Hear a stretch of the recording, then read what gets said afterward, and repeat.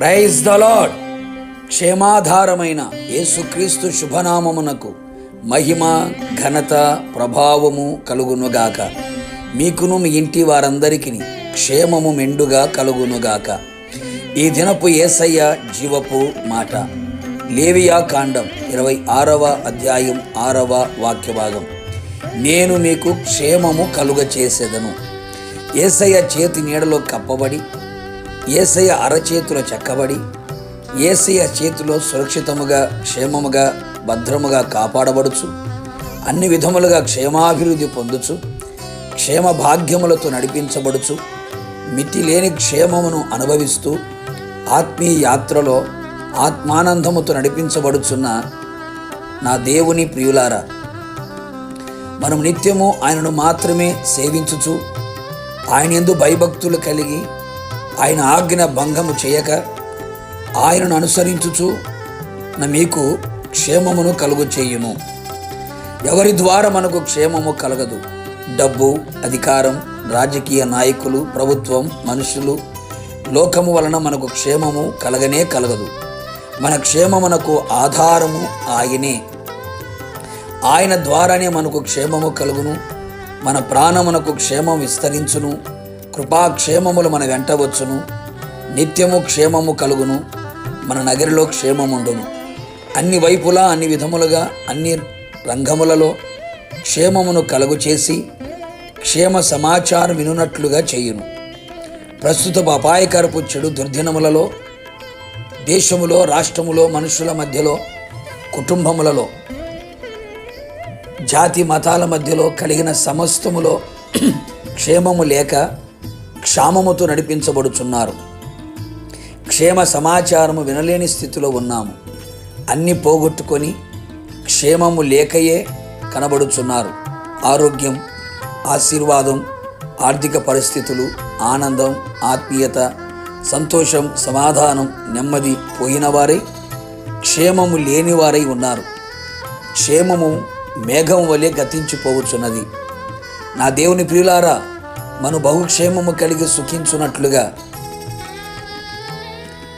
సంతోషము, సమాధానము కలిగినట్లుగా, సంతానమునకు నిత్యము క్షేమము కలుగునట్లుగా, క్షేమకరమైన దీవెనలు పొందునట్లుగా, నది వలె క్షేమం మన మధ్యలో ప్రవహించున్నట్లుగా, మనలను చూచిన వారందరూ వారు ఎంతో క్షేమముగా ఉన్నారు అని చెప్పుకునే విధముగా మనమందరము ఇశ్రాయేలు దేవుడైన యెహోవాను గూర్చి మనవి చేయుదము.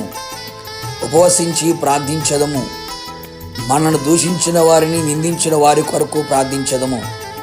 నిశ్చయముగా దుఃఖపడు వారిని క్షేమమునకు లేవనెత్తే దేవుడు, క్షేమస్థితిని మరలా దయచేయగలిగిన దేవుడు, క్షేమమును, సంతుష్టిని, ఘనతని మెండుగా ఆయన దయచేయును కదా. అంతేగాక పాపమును మానివేసి నీతి న్యాయమును అనుసరించి బాధ పెట్టిన వారిని కరుణించి మనం జీవించిన ఎడల నిశ్చయముగా నీకున్న క్షేమం ఇక మీదట ఎన్నటికీ నీకుండునట్లుగా నీ దేవుడు చెయ్యును కదా. ఎల్లప్పుడూ ఎల్లవేళలా అన్ని పరిస్థితుల్లో మనము ఆయన యందు ఆనందించిన ఎడల మనకు క్షేమకరముగా ఉండును కదా. అవును ప్రియులారా, ఆయన అనుగ్రహించిన రక్షణలో ఆనందించాలి. దేవుని యొక్క వాక్యం వినుచు, చదువుతూ, ధ్యానించుచు, అనుసరిస్తూ ఆనందించాలి. పరిశుద్ధాత్మలో నిత్యము ఆనందించు వారమైన ఎడల మన ఆత్మకు క్షేమము కలుగును. రక్షణ, పరిశుద్ధాత్మ, ప్రార్థన, దైవజనులే మనకు ప్రాకారముగా ఉన్న ఎడల ఎంతో క్షేమము నొందిన వారుగా మనము కనబడుదుము.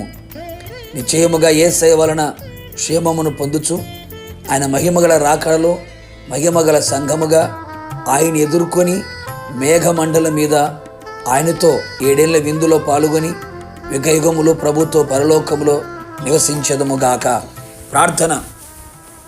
కృపాక్షేమములు కలుగు చేయు నా ప్రియ పరలోకపు తండ్రిని పరిశుద్ధమైన పాదములకు స్తోత్రాలు. క్షేమము లేని ప్రస్తుతపు దినములలో మీ ప్రజలకు మీరే క్షేమాధారమై అన్ని విషయములలో క్షేమమును దయచేయమని ప్రార్థిస్తున్నాం. క్షేమముకి విరోధముగా క్రియ చేస్తున్న ప్రతి కార్యములను మీరు అడ్డగించి నీ ప్రజలందరికీ అన్ని విషయములలో క్షేమమును కలుగు చేసి మీ రాకడ సిద్ధపరిచి మహిమ పొందమని యేసు నామములు అడిగి పొందుకున్నాము తండ్రి, ఆమెన్. నిశ్చయముగా మీకును మీ కుటుంబ సభ్యులందరికీ కృపాక్షేమములే వెంటవచ్చునుగాక. God bless you.